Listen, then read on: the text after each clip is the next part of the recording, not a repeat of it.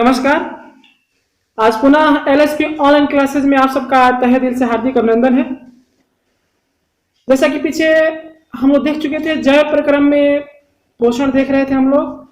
तो स्व पोषण, पौधे में पोषण हमने देख लिया था, प्रकाश संश्लेषण की क्रिया विधि देख लिए थे, अमीबा में पोषण देख लिए थे हम लोग, और पैरामीशियम में पोषण एक छोटा सा टॉपिक है जो हम अगले वीडियो में आपको उसके बारे में बता देंगे। उस बहुत ही छोटा टॉपिक है पैरामीशियम में पोषण। आज हम लोग जो लेकर आए हैं आपके लिए मनुष्य में पाचन। आप देख सकते हैं यहाँ पे मानव में पोषण, यानी मनुष्य में पोषण किस प्रकार का होता है ये हम लोग देख लिए थे वहां पे कि मनुष्य में जो पोषण की विधि होती है वो पर पोषण होता है। मनुष्य में पर पोषण की विधि द्वारा पोषण होता है मनुष्य में, और मनुष्य परपोषी जीव है। तो अब हम देखेंगे मनुष्य में पाचन। आइए देखते हैं यहाँ पे मानव में पाचन। यहाँ देख सकते हैं कि भोजन का ग्रहण, पाचन तथा पचे भोजन का अवशोषण एवं स्वांगीकरण ही मनुष्य में पोषण है। फिर से, भोजन का ग्रहण, पाचन तथा पचे भोजन का अवशोषण एवं स्वांगीकरण ही पोषण है। आइए हम बारी बारी से देखेंगे। पोषण में ये 5 प्रक्रिया द्वारा पोषण पूरा होता है, जिसमें पहली प्रक्रिया है अंतर्ग्रहण, दूसरी प्रक्रिया है पाचन, तीसरे में आता है अवशोषण, चौथा में आता है स्वांगीकरण और पांचवा में आता है निष्कासन। आइए हम इसको बारी बारी से समझने की कोशिश करेंगे। आइए देखते हैं अंतर्ग्रहण। अंतर्ग्रहण का मतलब होता है भोज्य पदार्थों को ग्रहण करना, यानी हम अपना भोजन मुख द्वारा ग्रहण करते हैं और दांत और जिह्वा की सहायता से चबाकर उसे हम निगल जाते हैं, यानी भोजन का ग्रहण ही अंतर्ग्रहण है। दूसरा आता है पाचन। यह पाचन की जो प्रक्रिया है मनुष्य में आहार नाल में होता है, और इसे हम पढ़ेंगे भी अभी आगे, पाचन पढ़ेंगे पूरे आहार नाल के साथ। और इसमें आहार नाल में पाचन होता है, और पाचन के साथ साथ जो सहायक ग्रंथियां 5 होती है, लगभग 5 सहायक ग्रंथियां होती है, उसके बारे में भी हम अभी आगे पढ़ेंगे। तीसरा है आपका अवशोषण। अवशोषण का मतलब होता है कि जब भोजन का ग्रहण हुआ उसके बाद भोजन पचेगा, और पचने के बाद भोजन का जो पचा हुआ अवयव है वो अवशोषित होगा, हम जैसा कि हमारे छोटे आंत के विलाई द्वारा। उसके बाद पचे हुए भोजन का अवशोषण हो जाएगा। उसके बाद होता है स्वांगीकरण। स्वांगीकरण का मतलब होता है स्व अंगीकृत करना, यानी पचे भोजन को प्रत्येक कोशिकाओं में पहुंचा दिया गया और कोशिका उस पचे हुए भोजन से अपना कार्य करती है। उसी क्रिया को कहते हैं स्वांगीकरण। अंत में देख सकते हैं यहाँ पे है निष्कासन। निष्कासन का मतलब होता है निष्कासित करना, यानी बाहर करना, यानी जो भोजन नहीं पचता है उस भोजन को छोटी आंत द्वारा बड़ी आंत में भेज दिया जाता है, और बड़ी आंत से वह भोजन मल द्वारा शरीर से बाहर चला जाता है। अब हम बारी बारी से यहाँ देखेंगे। अंतर्ग्रहण देख लिए, पाचन हम लोग देख लिए, और इस पाचन को पुनः हम मनुष्य में पाचन के रूप में और इसके आगे अभी देखेंगे। हम यहाँ हम देख रहे हैं मनुष्य में पाचन। अब देखिए, पाचन की क्रिया मनुष्य के आहार नाल में पाचक रस या उसे एंजाइम भी कहते हैं, पाचक रस या एंजाइम द्वारा होता है। यहाँ छुटकिया द्वारा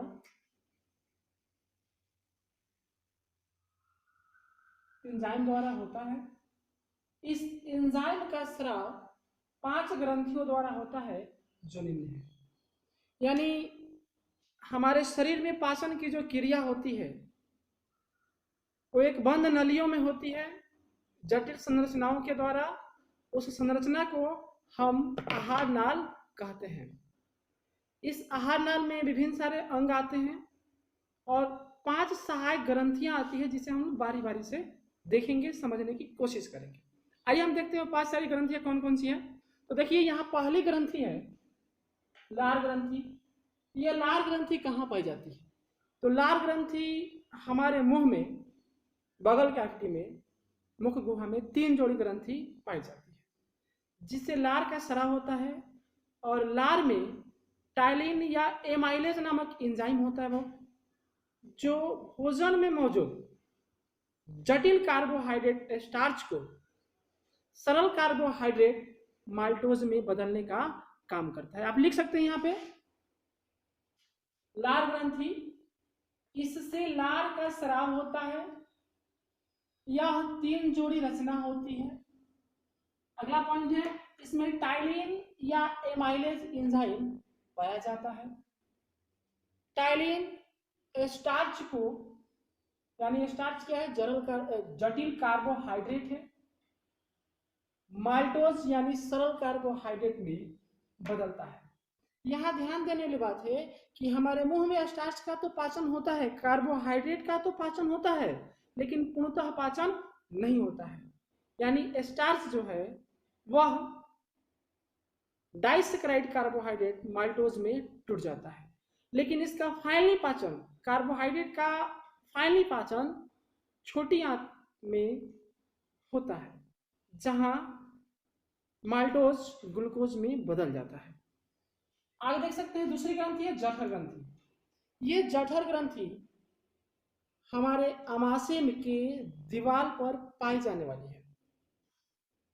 इस ग्रंथि से देख सकते हैं, यहाँ लिखा है यह आमाशय की दीवार पर पाई जाती है। इस ग्रंथि से 3 प्रकार के स्राव निकलते हैं, जिसमें पहला देख सकते हैं यहाँ पे है पैप्सिन, दूसरा है HCl और अगला है श्लेष्मा। आइए तीनों को हम बारी बारी से देखेंगे। पेप्सिन एक प्रकार का एंजाइम है जो प्रोटीन को पेप्टोन में बदलने का काम करता है। यहाँ देखिए ये है HCl, इसका हाइड्रोक्लोरिक अम्ल, यह एक प्रबल अम्ल है।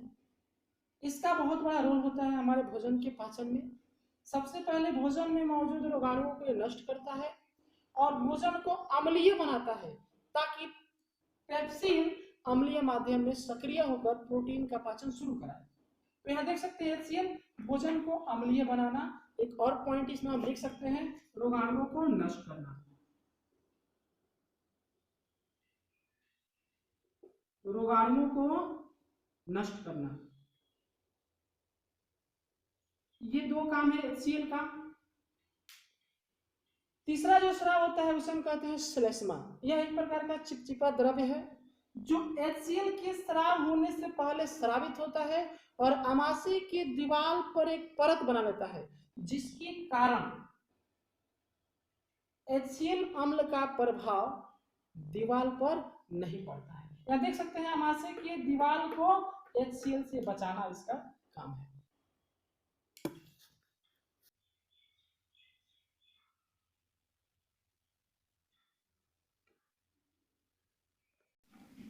तो अभी हम देख रहे थे 5 ग्रंथि में ये तीसरा ग्रंथि जो है यकृत है। यकृत जो है शरीर की सबसे बड़ी ग्रंथि है। इससे पित्त रस का स्राव होता है। यानी इससे बहुत सारे प्रश्न पूछे जाते हैं एग्जाम में कि पित्त का स्राव कहाँ से होता है।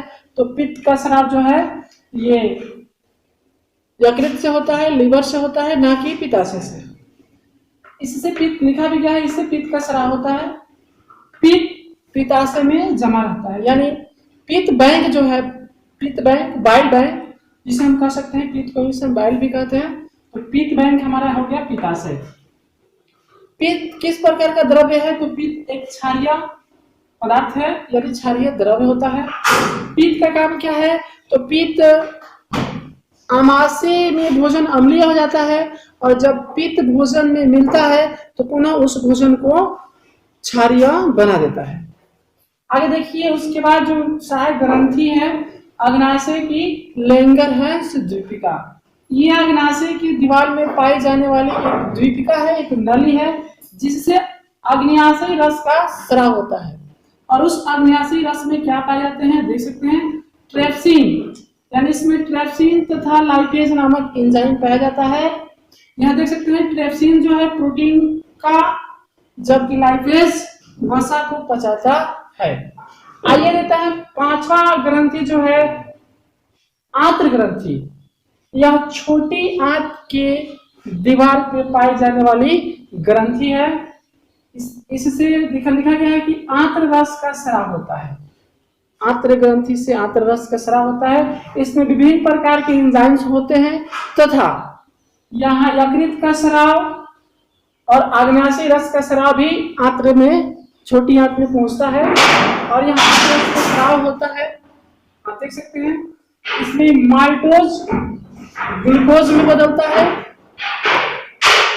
पेप्टोन एमिनो अम्ल में बदलता है और वसा वसीय अम्ल तथा ग्लिसरॉल में बदला जाता है। तो ये रहा हमारे भोजन के पाचन में सहायक 5 ग्रंथियों के बारे में विवरण। आगे हम देखेंगे भोजन का पाचन की क्रिया आहार नाल के द्वारा।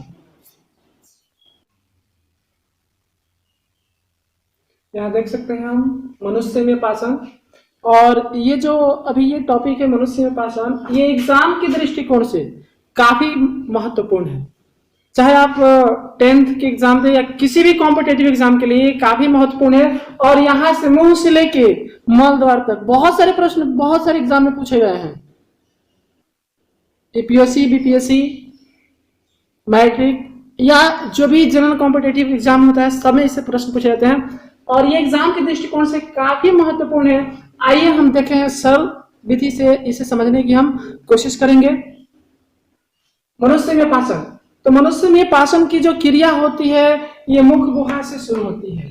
मुख गुहा यह एक बड़ी गुहा होती है जिसके बगल में दांत, ऊपर तालु होते हैं और नीचे जीभ होता है।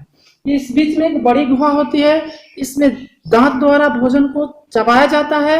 जीभ उस भोजन को भोजन में लार मिलाने का काम करता है। और अभी हम देखे थे कि मुंह में 3 जोड़ी लार ग्रंथियां पाई जाती है जिससे लार का स्राव होता है। यहाँ हम देख सकते हैं यहाँ पे 3 जोड़ी लार ग्रंथियां पाई जाती हैं, इससे सैलिवा का यानी लार का स्राव होता है। लार हमारे भोजन में मौजूद कार्बोहाइड्रेट को पचाने का काम करता है। लार में जो टाइलिन नामक एंजाइम पाए जाते हैं वह भोजन में मौजूद कार्बोहाइड्रेट को माल्टोज में बदलने का काम करता है। इसके बाद यहाँ देख सकते हैं ये निगल द्वार।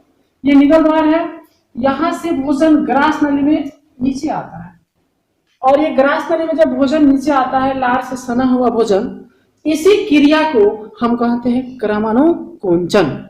निगल द्वार से जब भोजन जैसे ही आहार नाल में जाता है तो इसमें एक प्रकार की संकुचन और फैलाव होता है। नलियों में, पाइप में संकुचन और फैलाव होता है और इसी क्रिया को क्रमानुकुंचन कहते हैं। यह भी एक प्रश्न है कि हमारे आहार नाल में संकुचन और फैलाव को क्या कहते हैं, तो क्रमानुकुंचन कहते हैं। यहाँ से देखिए यहाँ बहुत सरल विधि में बताया गया है। मुख गुहा यहाँ देख सकते हैं CPF। CPF, C का मतलब कार्बोहाइड्रेट, P का मतलब प्रोटीन और F का मतलब फैट। जी हाँ, हमारे मुख्य गुहा में सिर्फ कार्बोहाइड्रेट का ही पाचन होता है, प्रोटीन और फैट का पाचन नहीं होता है। यहाँ से भोजन आता है कहाँ, ग्रास नली में। जी, ग्रास नली में पाचन की क्रिया नहीं होती है।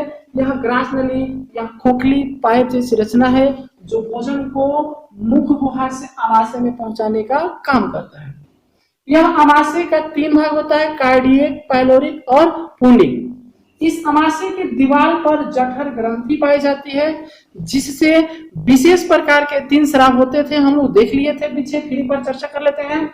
इससे जो स्राव होता है उस स्राव को जठरस कहते हैं। जठरस में पेप्सिन नामक एंजाइम पाया जाता है जो प्रोटीन को पेप्टोन में बदलने का काम करता है। साथ ही साथ इस जठरस में HCl भी पाया जाता है, हाइड्रोक्लोरिक अम्ल, जिसका महत्वपूर्ण काम है कि भोजन में मौजूद रोगाणुओं को अम्लीय माध्यम बनाकर मार देना तथा अम्लीय माध्यम में प्रोटीन का पाचन शुरू कराना। हम इसके पहले देखे थे कि जठर ग्रंथि से एक और स्राव होता है जिसको हमने कहा था श्लेष्मा। देखिए श्लेष्मा का काम क्या है, आप जानते हैं ना कि आग का काम है जलाना। तो श्लेष्मा भी क्या है, श्लेष्मा जठर ग्रंथि से जो HCl स्रावित होता है वह जलाने का काम करता है, गलाने का काम करता है।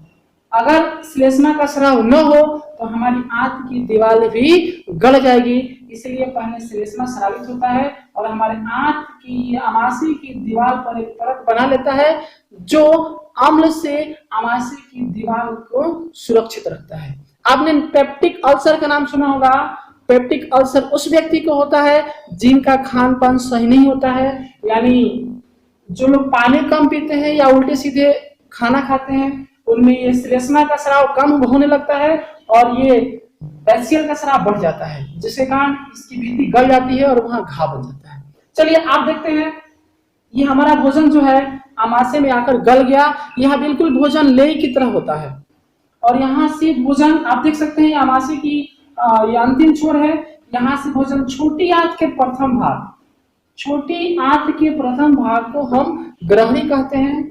यहां से यहां तक ये ग्रहणी है और यहां से यहां तक आप देख सकते हैं पूरा यहां से यहां तक यह अंग्रेजी के सी आकार की रचना होती है, इसको इंग्लिश में डिओडेनम भी कहते हैं। आप देख सकते हैं कि यहाँ पे ये जो ग्रहणी है छोटी आंत का प्रथम भाग है और यहाँ पे एक सहायक ग्रंथि जो हमारे शरीर की सबसे बड़ी ग्रंथि है जिसे यकृत, जिगर या लीवर कहा जाता है। इस ग्रंथि में पित्त का स्राव होता है या पित्त का निर्माण होता है और वह पित्त बनता है इसमें और आके जमा हो जाता है पित्ताशय में। पित्ताशय एक थायरीनुमा हरे रंग की रचना होती है जिसका काम है पित्त का संचय करना, यानी यहाँ पित्त बैंक है, बाइल बैंक है। यहाँ आप देख सकते हैं कि यह जो एक नली है यहाँ पे ये पित्त की नली भी आकर खुलती है, अतः इसे हम कॉमन डक्ट कहते हैं। और यहाँ से भोजन जो आया है आमाशय से ग्रहणी में, यह भोजन अभी भी अम्लीय है। जैसे ही पित्त आकर इस भोजन में मिलता है, अब यह अम्लीय भोजन, पित्त एक प्रकार का क्षारीय पदार्थ होता है जिसके मिल जाने से यह अम्लीय भोजन क्षारीय हो जाता है और यहाँ क्षारीय माध्यम में भोजन में मौजूद फैट यानी तेल, चर्बी, घी का पाचन शुरू होता है। इसके बाद शुरू होता है ग्रहणी के बाद छोटी आंत का दूसरा भाग जेजनम जो छोटा होता है और इसके जेजनम में ही लगा रहता है छोटी आंत का सबसे लंबा सबसे महत्वपूर्ण भाग इलियम। यह देख सकते हैं यहाँ पे इलियम जो है एक ओपनिंग द्वारा बड़ी आंत के सिक्कम में खुलता है और यहीं पे आपके काले उंगली के समान एक रचना होती है जिसे हम कहते हैं अपेंडिक्स। इसका पूरा नाम है वर्मिफॉर्म अपेंडिक्स। यह अवशेषी अंग है, अतिरिक्त अंग है, मनुष्य में इसका कोई काम नहीं है। आप देख सकते हैं कभी कभी इसमें विकृति आ जाती है या इसके आकार में वृद्धि हो जाती है तो इसे काट कर निकालना पड़ता है। तो ये देखते हैं छोटी आंत। यह हमने देखा ग्रहणी छोटी आंत का प्रथम भाग है। इसमें कार्बोहाइड्रेट का पाचन नहीं होता है, प्रोटीन का पाचन नहीं होता है और वसा का यानी फैट का पाचन होता है। अब आते हैं हम छोटी आंत के जेजनम में। अब यहाँ देख सकते हैं यहाँ यकृत का बाइल यानी पित्त, अग्नाशय का अग्नाशी रस और ये छोटी आंत की दीवार पर आंत्र ग्रंथियां पाई जाती है जिससे आंत्र रस का स्राव होता है। हम पीछे देख चुके थे। और आंत्र रस में भी विभिन्न प्रकार के एंजाइम पाए जाते हैं जो भोजन में मौजूद आंशिक रूप से पचे अवयव। यहाँ देखे थे कि कार्बोहाइड्रेट का तो पाचन हुआ था लेकिन पूर्णतः नहीं हुआ था। यहाँ पर प्रोटीन का पाचन तो हुआ था लेकिन प्रोटीन सिर्फ प्रोटॉन में बदला था। यहाँ कार्बोहाइड्रेट का भी आंशिक रूप से अपघटन आमाशय में शुरू होता है। ये प्रश्न पूछा गया है कि आमाशय में आंशिक रूप से पाचन किसका होता है, तो जी याद रखिएगा आप लोग कि आमाशय में आंशिक रूप से कार्बोहाइड्रेट का भी पाचन होता है लेकिन पूर्णतः रूप से प्रोटीन पेप्टोन में बदलता है पेप्सिन के कारण। और यहाँ देखें जो कार्बोहाइड्रेट था वो माल्टोज में, प्रोटीन था वो पेप्टोन में आ गया छोटी आंत में। और छोटी आंत में जो स्राव आया, अग्नाशी रस भी छोटी आंत में आया, पित्त भी छोटी आंत में आया और छोटी आंत में सारे पित्त रस और यकृत रस और आंत रस मिलकर भोजन में मौजूद सारे अवयव का संपूर्ण पाचन कराते हैं। आप देख सकते हैं यहाँ लिखा गया छोटी आंत, मतलब ये देखिए सी है, पी है, एफ है। C मतलब कार्बोहाइड्रेट, P मतलब प्रोटीन, F मतलब फैट यानी वसा। आप देख सकते हैं डबल साइन किया गया C, यानी C का कार्बोहाइड्रेट का पूर्णतः पाचन जो अब तक माल्टोज था, अब छोटी आंत के इलियम और जिजनम में इसका पूर्णतः पाचन होता है और वो माल्टोज जो है ग्लूकोज में बदल जाता है। यहाँ देखें प्रोटीन जो है पेप्टोन से अमीनो एसिड में बदल जाता है और फैट जो है फैटी एसिड यानी और ग्लिसरॉल में बदल जाता है। कहाँ? छोटी आंत में आकर। अब यहाँ छोटी आंत में भोजन का तो पाचन हो गया, पूर्णतः पाचन। सिर्फ पाचन ही नहीं होता है, छोटी आंत में पूरे पचे भोजन, जो हमारे भोजन के मुख्य अवयव 3 है, कार्बोहाइड्रेट, प्रोटीन और फैट। इसके अलावा खनिज लवण और मिनरल्स भी है, तो सबका पाचन हो जाता है छोटी आंत में और ये सबका अवशोषण भी होता है छोटी आंत में। हम देख सकते हैं जब अवशोषण होता है तो छोटी आंत में रसांगुल पाए जाते हैं, जिससे दीर्घरोम या रसांगुल कहते हैं हम। इस रसांगुल में या इस दीर्घरोम में ब्लड कैपिलरीज, रक्त केशिकाएं पाई जाती हैं जो पचे भोजन को अवशोषित कर लेती है और ये पचा भोजन इसी रक्त में आकर परिवहन द्वारा हमारे बॉडी के प्रत्येक कोशिकाओं में पहुंचा दिया जाता है। तो आज हम देखें कि मनुष्य में पोषण, और अभी देख रहे थे मनुष्य में पाचन की क्रिया, और यहाँ से बहुत सारे प्रश्न पूछे गए हैं बोर्ड एग्जाम में। जैसे प्रश्न पूछा गया ग्रहणी किसका भाग है, तो ग्रहणी जो है छोटी आंत का भाग है। पूछा जाता है कि जठर ग्रंथि से किसका स्राव होता है, तो हम देख सकते हैं जठर ग्रंथि से जठरस का स्राव होता है। जठरस में क्या क्या होता है, तो HCl, पैक्सिन पाया जाता है और श्लेष्मा का भी स्राव जठर ग्रंथि से ही होता है। आप देख सकते हैं सीकम किसका भाग है, तो सीकम जो है बड़ी आंत का भाग है। प्रश्न आता है कि छोटी आंत बड़ी आंत के जिस स्थान पे खुलती है उसका नाम क्या है, तो देखिए छोटी आंत का इलियम है, ये बड़ी आंत में खुली है, इसी स्थान का नाम है सीकम। आप देख सकते हैं कि ये जो बड़ी आंत का 2 भाग है, ये बड़ी आंत है, बड़ी आंत का 2 भाग है, कॉलन, मलाशय, और अंतिम में ओपनिंग जो बंद रहता है उसका नाम है मलद्वार। जी हाँ, बड़ी आंत में भोजन के किसी भी अवयव का पाचन नहीं होता है।